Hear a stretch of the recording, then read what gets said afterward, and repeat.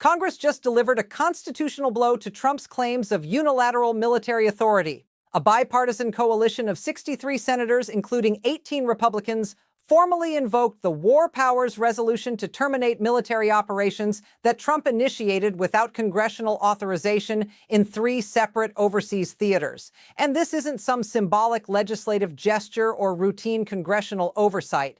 This is a direct challenge to executive war-making authority backed by enough senators to override a presidential veto, representing the most significant reassertion of congressional war powers since the resolution was enacted over Nixon's veto in 1973. When Republican senators who have consistently supported robust executive authority in foreign affairs join Democrats to reclaim congressional prerogatives over military force, something fundamental has shifted in the constitutional balance between the executive and legislative branches. Hit that subscribe button right now because you won't want to miss any of the videos I release. So what triggered this unprecedented congressional rebellion against presidential war powers? According to Senate Armed Services Committee sources, the bipartisan resolution targets 3 distinct military operations that Trump ordered without seeking congressional authorization or even providing the advance notification required under the War Powers Resolution. Intelligence briefings provided to the committee reportedly documented airstrikes in Yemen against Houthi targets, special operations missions in Somalia targeting al-Shabaab leadership, and naval operations in the South China Sea that escalated to direct military confrontation with Chinese forces. Congressional leaders from both parties reviewed classified operational details and concluded that these actions exceeded the defensive measures permitted under existing authorizations and constituted new military engagements requiring congressional approval under Article 1 of the Constitution. This isn't just another political fight over foreign policy strategy or partisan disagreement about military tactics. Career constitutional scholars are watching Congress formally reclaim war-making authority that has been steadily accumulating in the executive branch for decades, with potential implications that extend far beyond Trump's presidency. And believe me, when 18 Republican senators break with their party's president on fundamental questions of war powers and constitutional authority, something seismic has fractured the traditional deference that Congress has shown to presidential military decisions. Here's the full picture of what has been unfolding. Tensions between Congress and the White House over military operations have been escalating for months, fueled by reports of special operations deployments that congressional leadership learned about through press coverage rather than official briefings. By mounting evidence that existing military authorizations were being stretched to cover operations Congress never contemplated, and by growing concerns among both parties that executive branch assertions of inherent war powers were eroding constitutional checks on presidential military authority. But the crisis reached critical mass on January 11th when CNN reported that U.S. Navy destroyers engaged in direct combat operations with Chinese naval vessels in disputed waters near the Second Thomas Shoal, resulting in damage to both American and Chinese ships. The CNN report, which cited Pentagon sources and included satellite imagery of damaged vessels, revealed that the engagement occurred without any congressional notification, despite the War Powers Resolution's explicit requirement that Congress be informed within 48 hours of introducing U.S. forces into hostilities. Career military officers who spoke to reporters expressed concern that the administration was treating the South China Sea operations as routine freedom of navigation exercises, even though they had escalated to include defensive fire against Chinese vessels attempting to interdict U.S. ships. This wasn't about policy differences over how aggressively to confront Chinese territorial claims. It was about discovering that American forces were engaged in military confrontation with a nuclear-armed power, while Congress remained uninformed about the scope and nature of operations that could trigger broader conflict. Smash that like button if this is making sense so far. Here's where it really gets serious. When members of the Senate Armed Services Committee demanded classified briefings on the South China Sea engagement, Pentagon officials provided operational details that made clear the incident was not an isolated defensive response, but rather part of a broader strategy of directly challenging Chinese control of disputed waters through military presence and readiness to use force. And let's be honest for a moment. Congressional invocations of the War Powers Resolution against sitting presidents are extraordinarily rare, having succeeded only once in the resolution's 50-year history. They don't happen over routine disagreements about military strategy or tactical decisions that fall within existing authorizations. They happen when congressional leaders conclude that a president has exceeded constitutional authority in ways that threaten the fundamental balance of power over decisions to commit American forces to combat.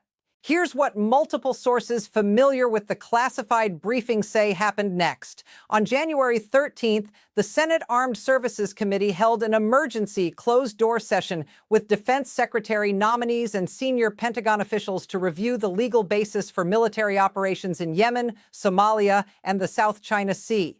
The committee included both the Democratic chairman and the ranking Republican, along with senior members who had decades of experience on military affairs and national security matters. Sources told the New York Times that Republican Senator James Mitchell of Oklahoma, a former JAG Corps officer and consistent supporter of robust executive authority, stated during the briefing that the legal theories being advanced to justify operations without congressional authorization stretched existing military force authorizations beyond anything Congress intended and raised serious constitutional concerns about the erosion of legislative war powers. Meanwhile, Democratic Senator Elizabeth Warren, who serves on the Armed Services Committee, called the pattern of military operations conducted without congressional notification or authorization a dangerous assertion of unchecked executive power that violated both the War Powers Resolution and the constitutional principle that decisions to commit American forces to combat must involve the legislative branch. By January 15th, a bipartisan group of senators had drafted a War Powers Resolution specifically identifying the Yemen airstrikes, Somalia operations, and South China Sea engagements as military actions that exceeded presidential authority and requiring termination of those operations within 30 days unless Congress formally authorized their continuation. The Senate debate over the War Powers Resolution revealed deep bipartisan concern about the expansion of presidential military authority.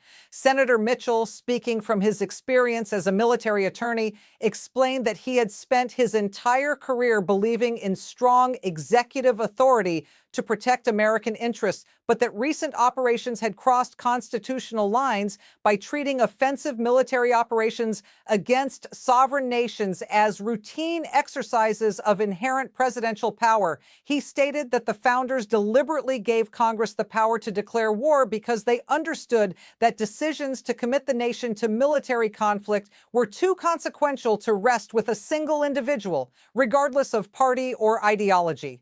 Drop a comment right now if you saw this coming. I read every single one. Now, things get absolutely remarkable from a constitutional perspective when senators from both parties reviewed the classified operational details and the legal memoranda justifying operations without congressional authorization. Even members who had consistently defended broad executive authority couldn't dismiss what they saw as a systematic pattern of circumventing congressional war powers. A Republican senator who had voted to support every military authorization since entering Congress 2 decades ago, who had defended presidential flexibility in responding to emerging threats, who had consistently opposed efforts to constrain executive military authority, sat through hours of classified briefings and emerged concluding that the administration had exceeded constitutional boundaries in ways that demanded congressional response. That's when it became clear this isn't just another partisan dispute over foreign policy or military strategy. The constitutional watershed came when Senator Mitchell stood on the Senate floor and stated that he was supporting the War Powers Resolution because the legal theories being used to justify military operations without congressional authorization represented such a dramatic expansion of claimed executive power that allowing them to stand unchallenged would effectively eliminate Congress's constitutional role in decisions about war and peace. He explained that as a Republican who believed in strong national defense and robust presidential authority, he nevertheless recognized that the Constitution's War Powers Clause was not a suggestion, but rather a fundamental structural protection against unchecked executive military authority. This statement sent constitutional shockwaves through legal and foreign policy communities. When a Republican senator with military legal experience publicly declares that his own party's president has exceeded constitutional war powers in ways that threaten the separation of powers itself, it signals that the constitutional concerns transcend partisan calculation. The claims that this was merely Democratic opposition to Republican foreign policy collapsed when Republican senators with impeccable national security credentials led the constitutional challenge. This isn't the first time that presidential assertions of unilateral war powers have triggered congressional pushback based on constitutional concerns. Think back to the original War Powers Resolution passed in 1973, when Congress finally reasserted legislative authority over military commitments after years of escalating involvement in Vietnam without formal declarations of war. Both Democratic and Republican members united to override Nixon's veto, establishing a framework requiring presidential notification and congressional authorization for sustained military operations. The constitutional principle was clear then. Presidents could respond to immediate threats, but sustained military campaigns required congressional approval because the founders deliberately vested war-making authority in the legislative branch. Then there was the 1991 Gulf War authorization debate when President George H.W. Bush claimed he had inherent authority to expel Iraqi forces from Kuwait without congressional approval. Republican and Democratic senators insisted that offensive military operations of that scale required congressional authorization under the Constitution. The Senate ultimately authorized military force, but the debate established that even presidents with strong arguments for military action must seek congressional approval rather than claiming unilateral authority. Subscribe immediately if you haven't yet. This content doesn't exist anywhere else. And let's not forget President Obama's 2011 Libya intervention, when the administration claimed that military operations did not trigger war powers resolution requirements because they were limited in scope and duration.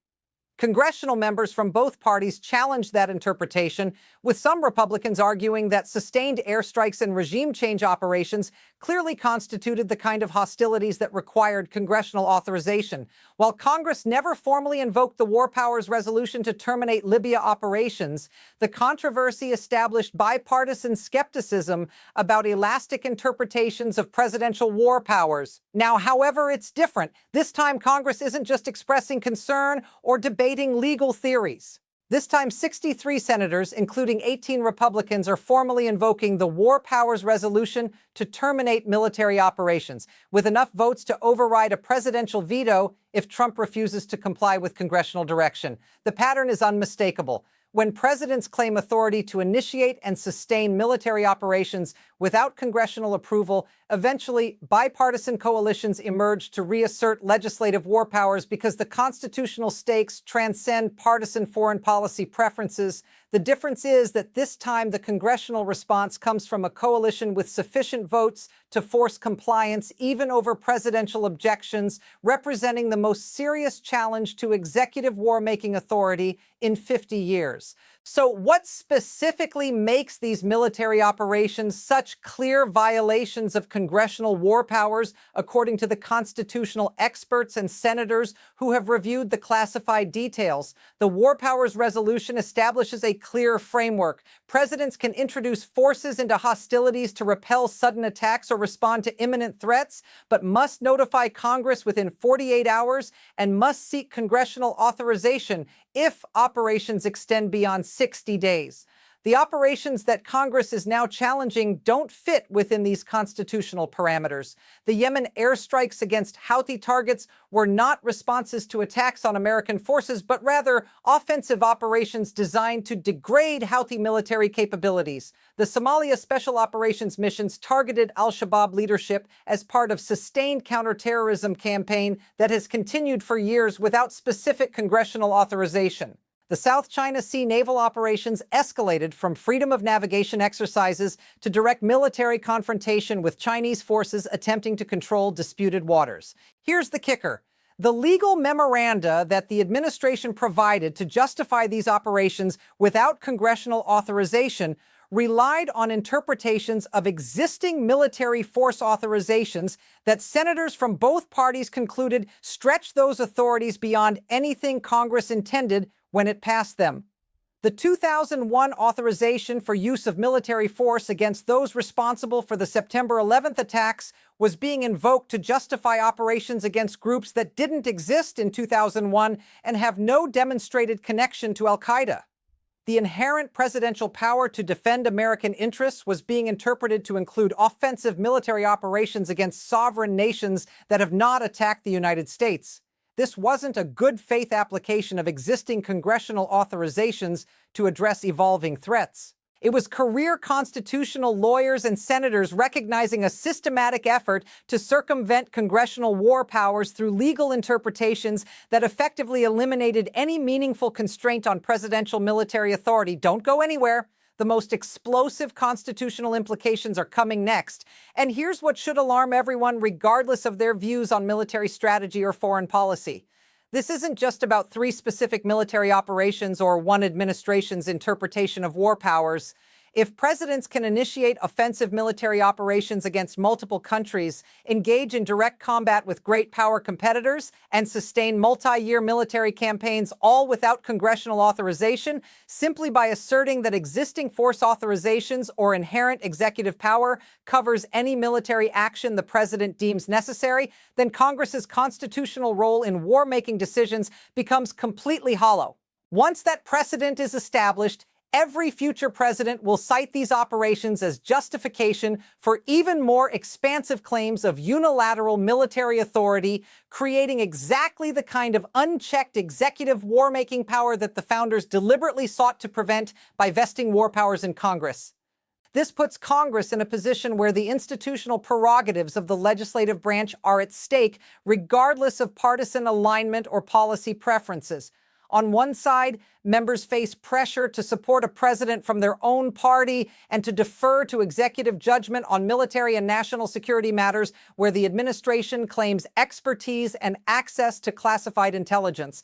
That pressure means defending presidential flexibility in responding to threats, attacking the war powers resolution as an unconstitutional constraint on executive authority, and framing congressional oversight as dangerous interference with military operations. On the other side, they must reckon with constitutional structure that deliberately divided war powers between the branches to prevent exactly the kind of unilateral presidential military commitments that are now being challenged. They now have to choose between partisan loyalty and institutional responsibility to defend congressional war powers that the Constitution vests in the legislative branch. And here's the constitutional imperative. There's no compromise position that preserves both presidential flexibility and meaningful congressional oversight. Either Congress asserts its constitutional authority over decisions to commit forces to sustained military operations, or it acquiesces to executive claims of unilateral war powers that effectively eliminate legislative constraints on presidential military authority. Constitutional scholars reviewing the situation have told news outlets that this represents exactly the kind of structural crisis where Congress must defend institutional prerogatives or risk permanent erosion of constitutional war powers. Legal and constitutional analysts are calling this the most significant separation of powers confrontation over war authority since the passage of the War Powers Resolution itself. Bruce Ackerman, professor at Yale Law School and leading constitutional scholar, told CNN that Congress's invocation of the War Powers Resolution to terminate ongoing military operations represents a critical test of whether the legislative branch retains any meaningful check on presidential war-making. He emphasized that the constitutional structure deliberately requires congressional approval for sustained military campaigns because the founders understood that decisions to commit the nation to war were too consequential and too prone to executive overreach to rest with a single individual. Jack Goldsmith, professor at Harvard Law School and former assistant attorney general in the George W. Bush administration, added that the legal theories being advanced to justify military operations without congressional authorization would effectively read Congress out of war powers entirely if allowed to stand. He noted that if existing military force authorizations can be stretched to cover any military operation against any group the president designates as a threat, and if inherent presidential power includes authority to initiate offensive operations against sovereign nations, then there is no meaningful limit on executive war-making authority, and Congress's constitutional role becomes purely ceremonial. Do me a favor and slam that like button because it genuinely helps this video reach more people. Even John Yoo, former Deputy Assistant Attorney General who authored legal memoranda supporting broad executive authority during the Bush administration, acknowledged that the pattern of military operations without congressional notification or authorization raises legitimate constitutional concerns. He stated that while he believes presidents have substantial inherent authority to use military force to protect American interests, even that authority has limits and requires some level of congressional involvement for sustained military campaigns that go beyond immediate responses to threats. Yoo emphasized that the administration's failure to even notify Congress about the South China Sea engagement within the 48-hour requirement of the War Powers Resolution was constitutionally problematic, regardless of broader debates about the scope of presidential war powers. So let's break down what this congressional assertion of war powers means constitutionally and practically. First, the immediate impact is that Congress is formally reclaiming authority over military operations that presidents of both parties have been conducting without legislative approval for decades.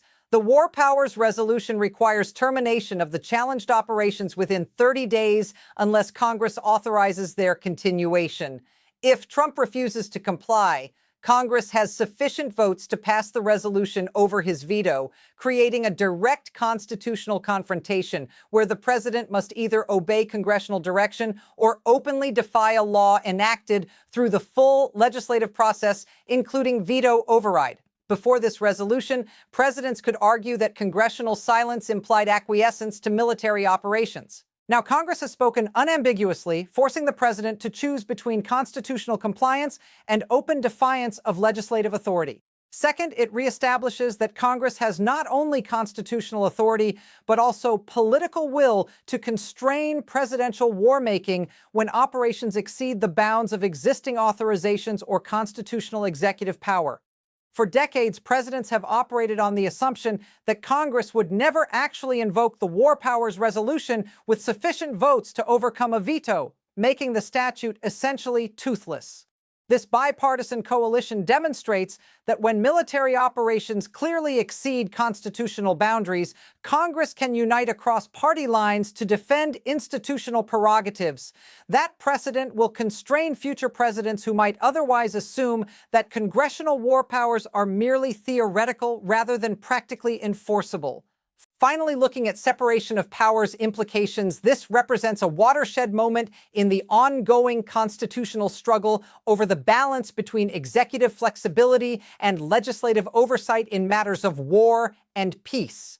The founders deliberately created a system where presidents could respond to sudden attacks, but Congress controlled decisions to commit the nation to sustained military conflicts. That constitutional structure has eroded over decades as presidents claimed expanding inherent authority and Congress generally deferred to executive military judgment.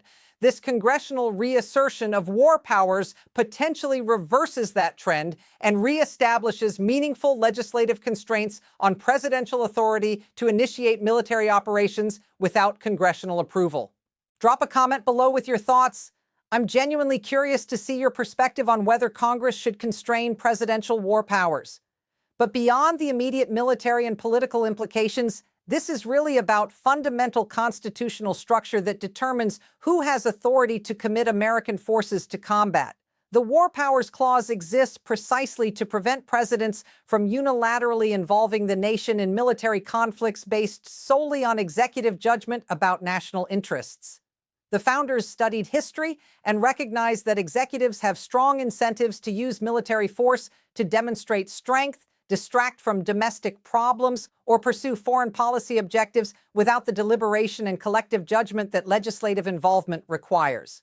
If presidents can circumvent congressional war powers simply by asserting that existing force authorizations or inherent executive authority covers any military action they deem necessary, then the constitutional structure collapses and war-making becomes purely an executive prerogative, limited only by political and practical constraints rather than by legal requirements for congressional approval.